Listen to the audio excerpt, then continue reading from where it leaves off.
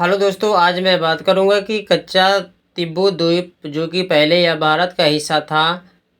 अब यह भारत का हिस्सा नहीं है। जब यह आज़ादी के बाद श्रीलंका के तरफ से दावा किया गया था कि कच्चा तिब्बत द्वीप श्रीलंका का है, उस समय भारत के प्रधानमंत्री पंडित जवाहरलाल नेहरू थे और ये बता रहे थे कि नहीं, ये कच्चा तिब्बत द्वीप भारत का है। अब ये दोनों तरफ से बहुत लंबे समय तक चला बहस, लेकिन अब देखना है यह कि कुछ समय के बाद 1974 में दोनों देशों के बीच मुद्दे पर दो बैठकें हुई।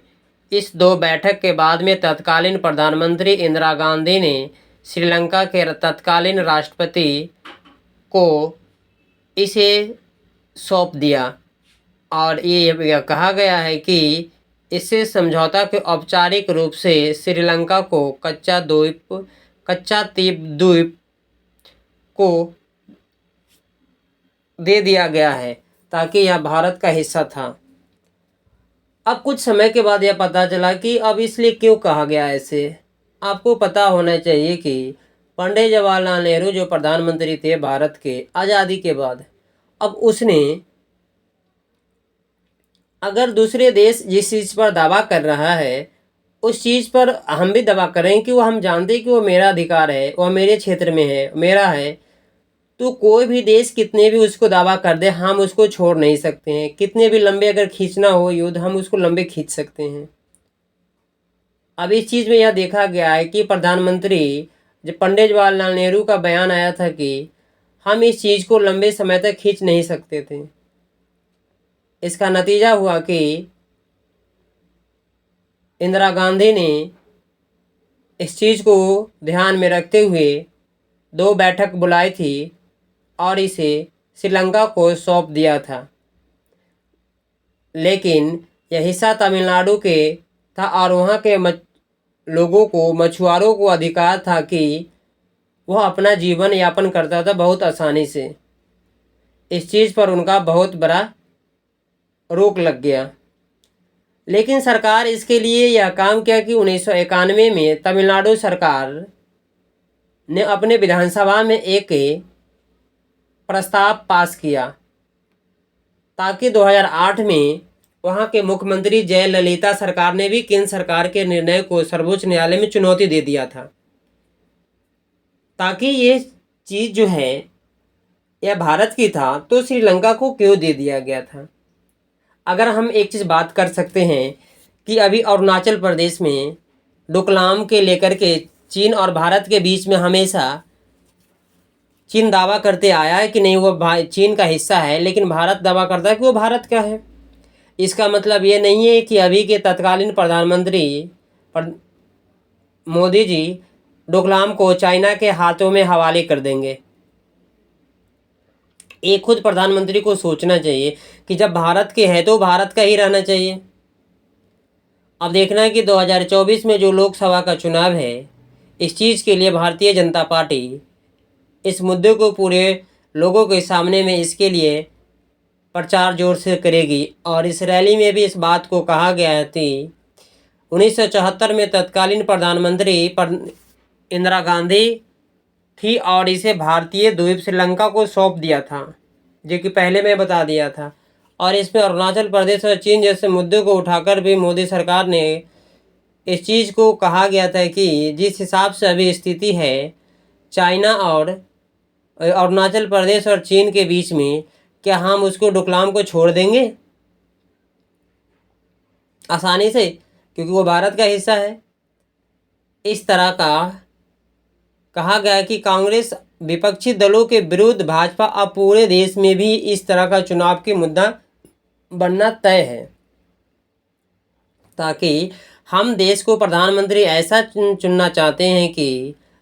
हमारे देश की जो संपत्ति है, जहाँ तक हमारा क्षेत्र है, वो उस क्षेत्र तक सुरक्षा हो, ना कि दूसरी देश अगर उस पर दावा करे तो हम 2-3 बैठक में हम उसको छोड़ दें।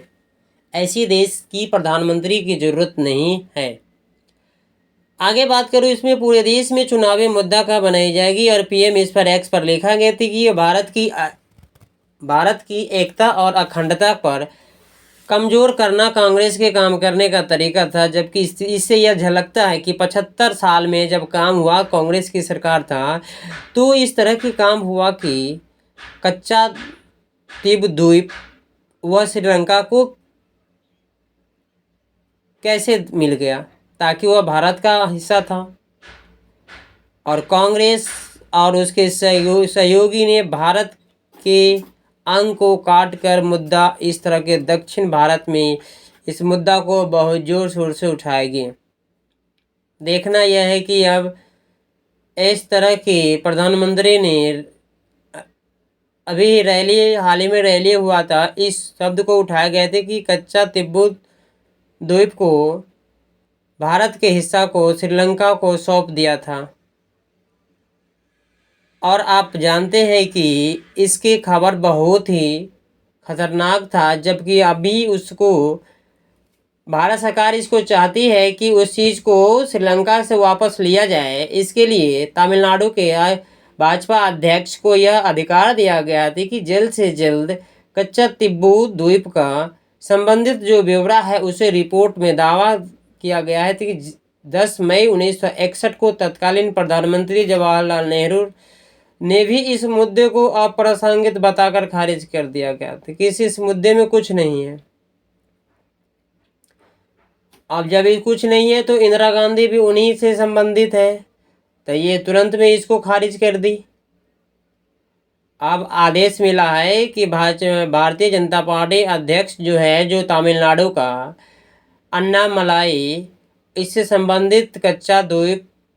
कच्चा तिब्बत द्वीप से संबंधित जो भी ब्यौरा है उसे जल्द से जल्द केंद्र को सबमिट किया जाए, ताकि उस पर जल्द से जल्द अब एक्शन होने की बात है, जब तक ये लोकसभा चुनाव के बाद। और यह मुझे पसंद नहीं है कि ऐसा विवाद अनिश्चित काल तक चले। ये माननीय पंडित जवाहरलाल नेहरू जी का थॉट था कि कोई भी मुद्दा उनको यह पसंद नहीं था कि विवादित अनिश्चित काल तक बना रहे। अगर मुद्दा उसको